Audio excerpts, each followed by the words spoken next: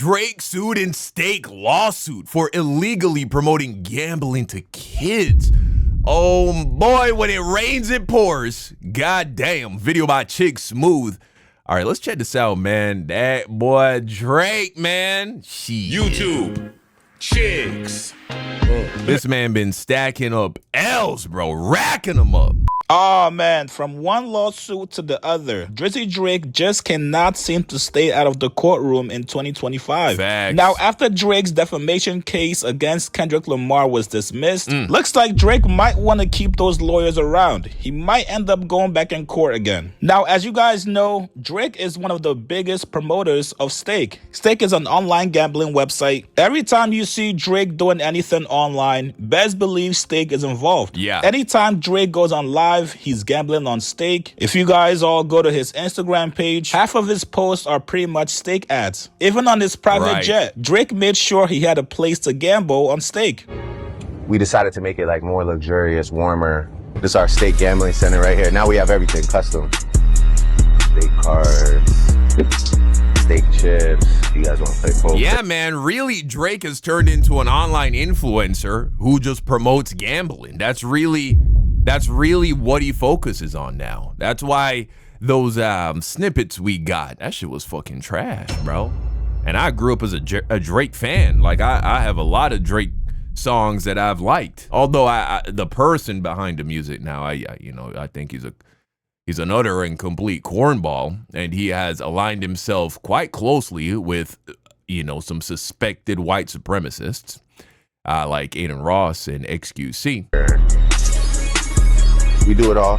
Now, today, this is why the music is trash. Drake and Aiden Ross have been sued for promoting illegal online gambling in Missouri. Wow. This class action lawsuit seeks to hold Drake and Aiden Ross liable for class members' gambling losses. Now, let's actually get into this lawsuit, you guys. It claims that the so-called online influencers who post videos of themselves gambling in Stake.com's online casino through social media applications and thereby steer commercial traffic to Stake.com and Stake.us are liable for violating Missouri state law. Stake, in particular, pays online influencer Aiden Ross and Drake each millions of dollars yearly to engage in promotional live stream online casino gambling with Stake.com, which, as the name implies, does indeed... Now, guys, this is a huge problem. This is a serious problem that is growing among the younger people of our society. They are being just guided down this pathway of becoming gambling addicts. There is possibly, next to alcoholism, I don't know if there is a more self-destructive and dangerous addiction that a person can be plagued with than gambling. I've mentioned it in a previous video. My own grandfather, right, on my mother's side, my mother had to grow up in terrible poverty because my grandfather, who at one point owned a successful store in Jamaica, he gambled away all of his money. He gambled away all of his money. It is a poison. It is an addiction that truly ruins lives. And the fact that we have these people, whether it be rappers or online influencers like that piece of shit Aiden Ross, the fact that we have these people who have gotten wealthy because of the support of young people, they are already millionaires. The fact that they turn around and then poison the minds of the young people that made them wealthy and guide them into gambling with this illusion that it's actually possible to make money gambling. Like, that's a reliable way to make money. It's truly despicable. And I really do detest every single influencer who promotes that shit. I really think that you're a horrible steward of your fan base, truly. Influence consumers in Missouri and elsewhere to gamble with Stake.us, but Drake and Aiden Ross do so under deeply fraudulent pretenses. To wit, when Ross and Drake purport to gambling online with Stake.com, they often do not do so with their own money, despite telling the public in Missouri and elsewhere the opposite. This fact is not shared with the public in Missouri by Stake and or Aiden Ross or Drake. These acts are deceptive, fraudulent, and unfair and violate Missouri law. Right. Now, they continue. But Drake's role as Stake's unofficial mascot is quietly corrosive. He's glamorizing the platform to millions of impressionable fans, many of whom treat his wild betting habits like gospel. I don't know if you guys have seen any of Drake's betting slips, but Drake is not betting like the average person. Drake is not putting no 20 bucks, 50 bucks, 100 bucks. The man is throwing down bets of 500K, 250K, 750K, sometimes even up to 1 mil. Insane. That's right, you guys. Drake is a very heavy bettor. What makes this situation so despicable is that these men, these people, like Aiden Ross, like XQC, like Drake, are being given money by Stake to gamble with. And so even when they lose money, they don't lose money.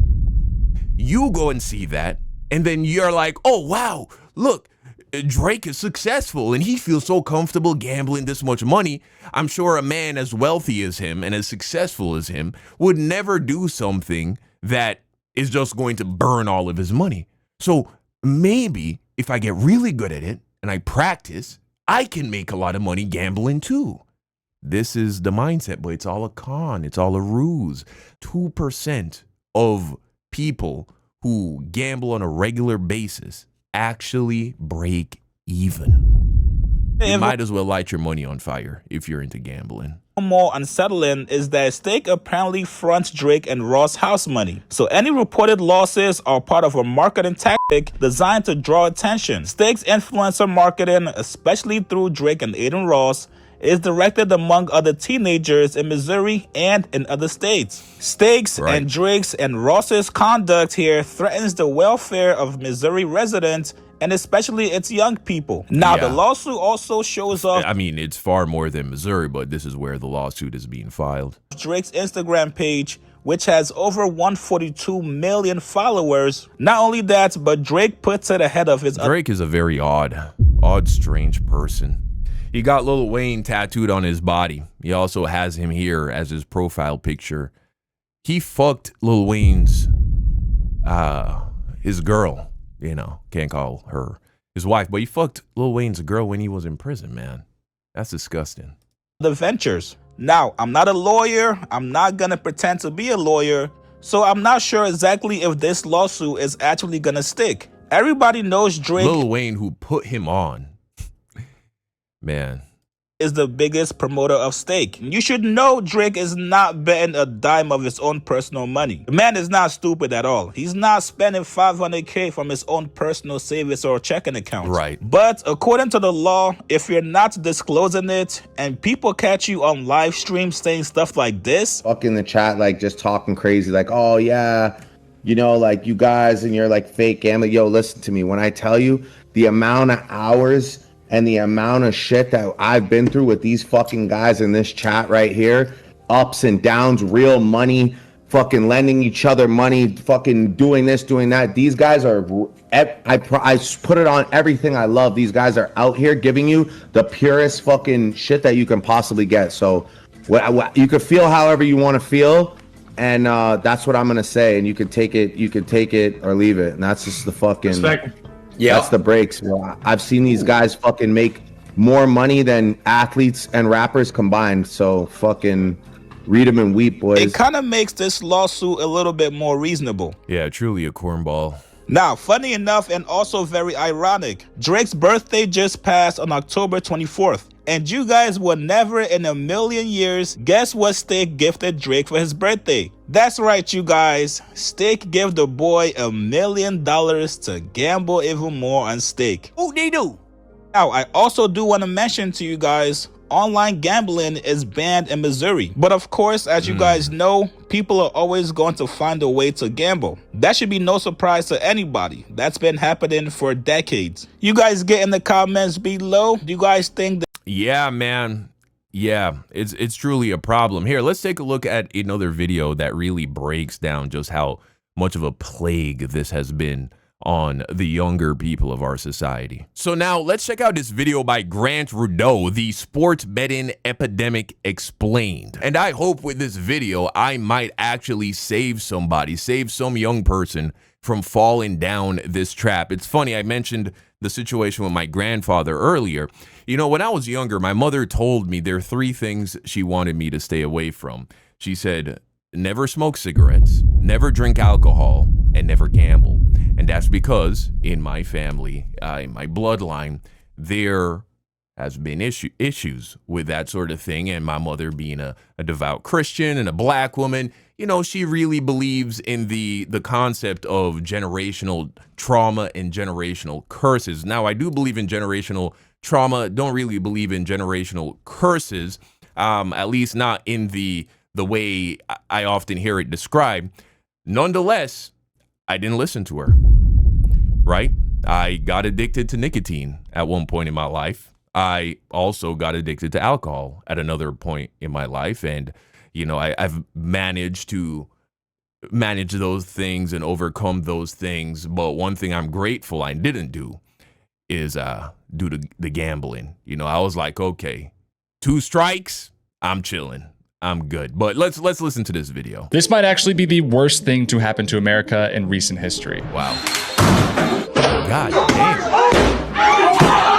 It's October just look what it does to people. 13th, 2006, and President Bush just signed the Unlawful Internet Gambling Enforcement Act. This piece of paper was supposed to be a preemptive strike, meant to halt the ancient vice of gambling before it could take over the digital world and stop a gold rush before it could even begin. I did like a 10-leg parlay. If I hit this one for real, I'll be good. 23 years old, and I've been gambling on sports since I was 12. It has ruined every aspect of my life, shattered everything. Yeah, note how I said supposed to, because the law had a fatal error. It banned most online gambling except for one carve-out, something that was deemed completely harmless at the time, the so-called skills-based fantasy betting. Okay, fill out your bracket. Yeah. Seems innocuous, seems harmless. It's not gambling, but it's not gambling. Right. As you'll already know, based on the millions of ads that we're all swamped with today, that little loophole was exploited to its absolute fullest. Combined with several clever but ruthless business moves we'll get into shortly,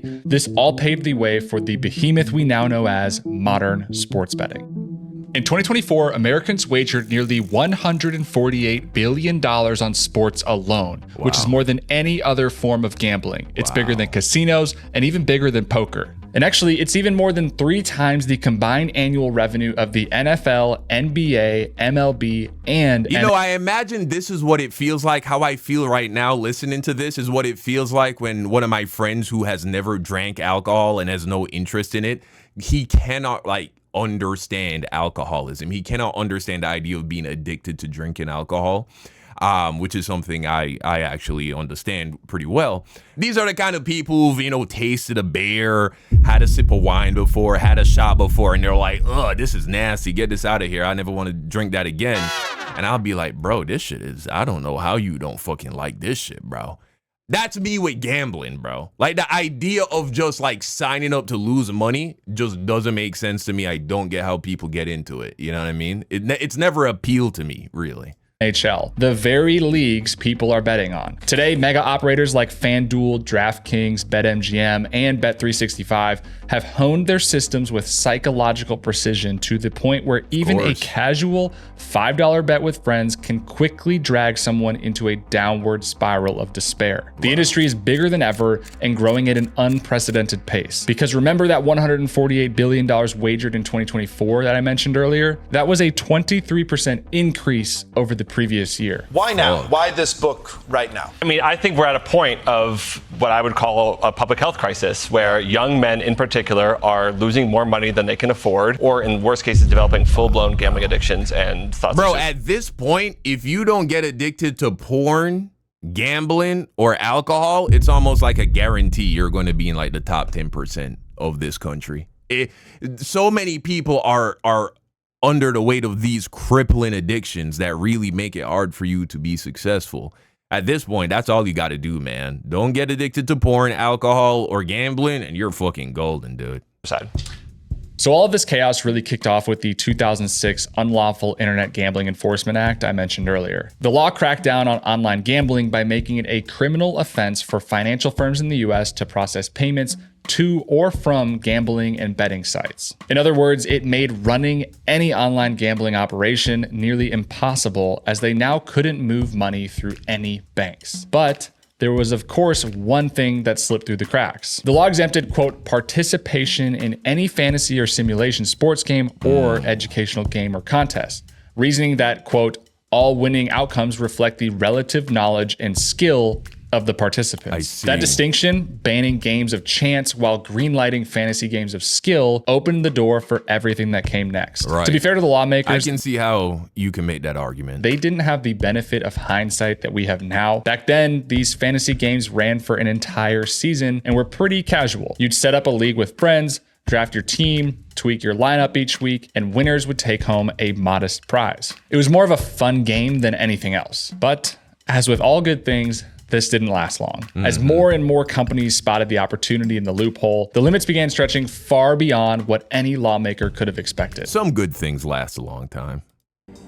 In 2009, FanDuel launched and they had a new idea. Scrap the season-long format, focus on game-by-game contests, and shift toward more public rather than private leagues. Fans can now duel other fans just as the name suggests. The new system worked like this. Users would pay an entry fee to join a contest for a single day or game, picking players they expected to perform best. Entry fees ranged from a couple dollars to hundreds of dollars, depending on the contest and the prize pool. Then 90% of the total collected from entry fees went to the prize pool, and the remaining 10%, well, the companies, of course, wanted their cut. The key here isn't just that the prizes were getting larger, but that the contests were now fast and repeatable. Join one, finish, join another, and repeat. By the mid-2010s, FanDuel and DraftKings' ambitions had grown, and they wanted to solidify their presence. Every major mainstream celebrity By the mid-2010s, seems to be involved in this shit, man. I mean, we got Kevin Hart pushing this shit as well. It's sad. FanDuel and DraftKings' ambitions had grown, and they wanted to, as they say, the love of money truly is the root of all evil, solidify their presence in the sports ecosystem. To do that, they took the following steps. But it's not even the love of money, bro. It really is just capitalism. But that's for another video. They started by funding studies to see if their contests were in fact skills-based and fully legal, and surprise, surprise, the studies said yes. Then, by leveraging this cover and their now massive user base, they were able to partner directly with major sports leagues. DraftKings with MLB in 2013. Hyper-capitalism. I should make that distinction, right? I'm not like a full-blown socialist or communist or anything, but another video. That's another video. FanDuel with the NBA in 2014, and several NFL teams with FanDuel in 2015, fully cementing these brands' place in the industry, as the leagues themselves now had enough stake to root for their success. But even still, there was one piece of the puzzle remaining. While big as the industry had grown, it was still constrained by the UIGEA and the 1992 PASPA Act. Operators couldn't offer every type of game or market their apps freely. While they had pushed the limits, the law still kept a tight lock on what was actually possible. In the spring of 2018, the state of New Jersey, led by then Governor Chris Christie and later Phil Murphy, challenged PASPA. New Jersey argued that this prohibition violated the 10th Amendment by blocking states from making their own laws. And quite surprisingly to many, on May 14th, 2018, the Supreme Court ruled 7-2 in New Jersey's favor. PASPA was struck down, and sports betting How many evils have been propped up in this country based on this argument of states' laws? Officially became a state issue. States and gaming companies can now legally allow betting on sports. This was the moment. The floodgates had opened, and almost immediately, brands like FanDuel were acquired by even larger players with deeper pockets, eager to expand from fantasy into full-blown sports betting. Nearly all of the brands shifted from just fantasy to now allowing users to bet on anything sports-related. The next touchdown scored, who would be the first to score, halftime score, and all the micro events you can imagine. From there, legalization spread like wildfire as states tried to keep up and not lose out on the extra tax revenue. Hundreds of millions of dollars were poured into aggressive advertising campaigns, nonstop promos, ruthless psychological tactics, and all with almost no oversight. By 2023, over 30 states had legalized sports betting, and that same year, the industry overtook traditional casinos in total bets wagered. Wow. So that's the story. But of course, if you've been Yeah, I've never been inside a casino personally. Following my channel for a while, you know we don't. I gotta do a Vegas trip at some point just to fucking do it. You know what I mean? With the boys, but yeah. Stop there. We always have to dig a little bit deeper. And right now, it's more timely than ever to do exactly that, because there's one detail here that just doesn't add up. If you paid close attention during the rise of sports betting I just walked through, you'll have noticed something. The hard part for these companies was just to get into the market and legalize it. Once the betting companies got their foot in the door, everything else seemed to just click into place. The growth seemed almost effortless and automatic whenever they entered a new state. But this is strange, and there has to be a reason behind it. You see, over the years, they've built and perfected a formula that drives their entire business operation. It's one that's built on the nature of the human brain and some clever financial tricks. Now, sure, a lot of this is simply built on the standard gambling format everybody knows. First, an opportunity to win. Second, an unpredictable reward. And finally, quick repeatability. Right. But while this is true in some sense and definitely forms the core of their formula, much more has been added in recent years. Okay. And our beloved sports betting companies in particular have taken it several steps further. In fact, if you've been anywhere online these last few years, you've probably seen it. Yeah, they need to just outright ban this shit, bro. They need to ban this shit. Just get rid of it completely. It's a fucking scam. That's literally all it is. It's a scam, bro. They need to get rid of it. Just betting $5 to turn wins into bigger wins. I put $1 million in up to 5 DraftKings sportsbook accounts. The ads, the language, the hooks, free, bonus, risk-free, deposit 50, play with 500. Ain't none in life free, man. The companies are aware that the original 3-step system isn't enough anymore. People are too cautious and they know the basic tricks. So as a result, the marketing and the overall operations sophistication had to evolve.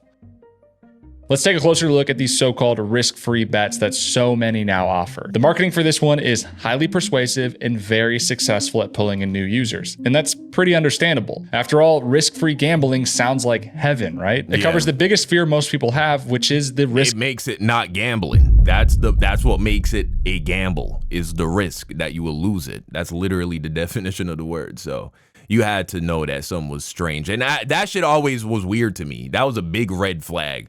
I was like, oh, right, yeah. All of these corporations are shelling out millions of dollars on advertising and sponsoring streamers and content creators and all that, and they're just fucking giving money away. They're not making no money. Obviously, that ain't what it is, man. When I heard that these streamers were getting tens of millions of dollars to go and stream on Kick so that they can start to push kids and minors towards gambling, I was like, these people are printing money. These companies that are offering these deals, they're printing money. But sadly, as is often the case, it isn't nearly as great as it sounds. In fact, it's not even close. Sure, if you join through one of these campaigns, you'd likely get one round where you could bet, lose, and still get your money back. But the trick is, you wouldn't just get the money back ready for withdrawal. No, instead what happens is that you often receive it back in the form of a bonus credit. And if you want to turn this credit into real money again, well, then you need to have placed 5, 10, 15, or sometimes 20 more bets to withdraw. These clever tricks are a theme throughout the rest of the claims they make in their marketing, which all seem like a steal. Let me give you another example. Here's the classic deposit 50, play with 500 claim. You might actually get $450 in bonus credit to bet with,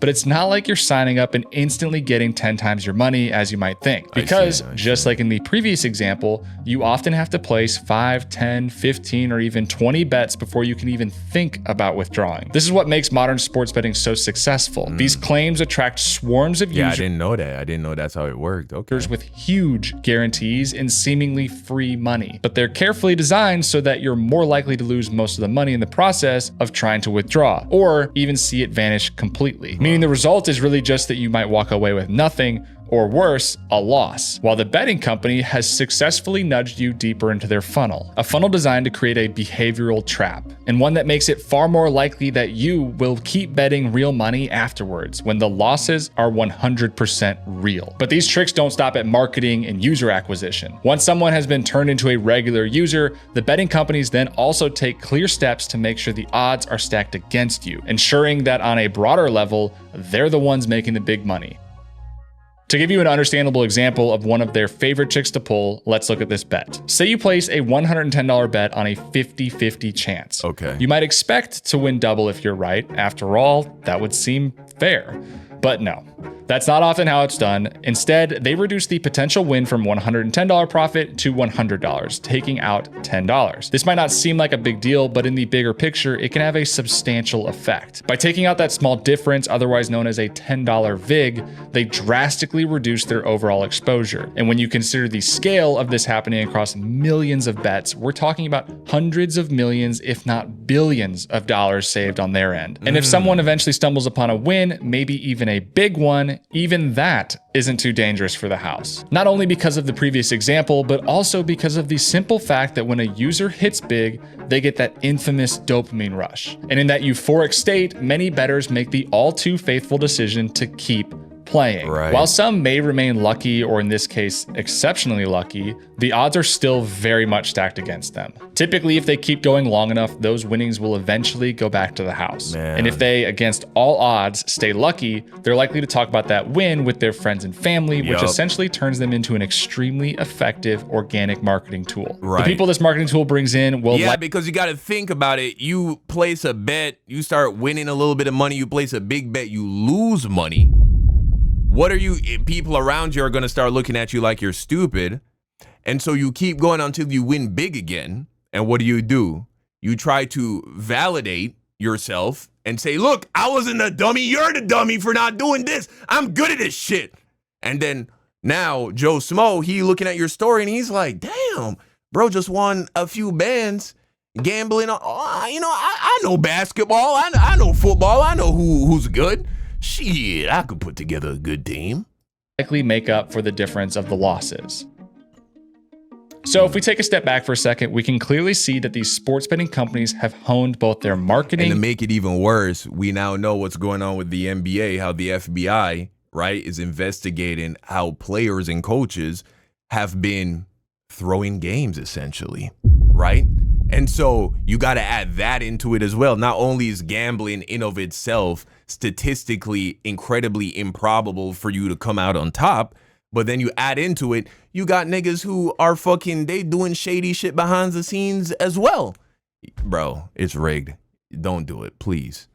And operations to perfection. They fine-tuned every detail to get you in and keep you there, taking as much as possible in the process. They've also established themselves and seem to have cemented their place within the sports industry. They got Jamie Foxx, they got Charles Barkley, the clubs, and they work the players. But think about if you could get all your homies rich by telling them, yo, bet $10,000 on my under, this one game I'm gonna act like I got an injury. I'm gonna come out after 3 minutes. And they all get a little bag because you did it one game. Like, that is so not okay, but some people probably think like that. They come from nothing, and all their homies have nothing, but the whole for sure, obviously sports gambling entity, bro, it's bad, and it's only gonna get worse, bro. Like, we really do get death threats. Their tentacles have truly gone everywhere. And this is where I want to take a moment to look ahead, and I also invite you to consider what the current path might hold for us in the future. Last year, North Carolina and Vermont joined the list of states legalizing sports betting, and in 2025, several more, including Georgia, Oklahoma, South Carolina, and Texas have begun some process towards legalization. More markets and more lives, all open for the taking. We already know the damage gambling causes, and we know how powerful. This is what happens when billionaires run the country, man. I'm telling you, unregulated capitalism will be the death of this society. Its system and influence are. That said, I'm all for the free market, and I'm not suggesting a total ban on gambling. After all, it's been around for forever in countless forms. In fact, the idea of gambling is as close to the human nature as procrastination. And no matter what we do, gambling will continue. However, with the way gambling is being integrated into our fast-paced and increasingly manipulative online world, listen, man, I understand, but I think there is something okay with a society looking at data and statistics and saying, listen, man, the grand majority of people who engage in this activity, it destroys them. I think that there ain't a problem with a country saying, listen, we're not going to do this anymore. We're done. You know what I mean? Or like this guy is saying here, I guess if they can figure out a way to make this shit less destructive. But bro, gambling has been destroying people's lives forever. Something may need to be done. Since the 2018 court ruling we discussed earlier, regulation has been... I feel like all gambling should be between people.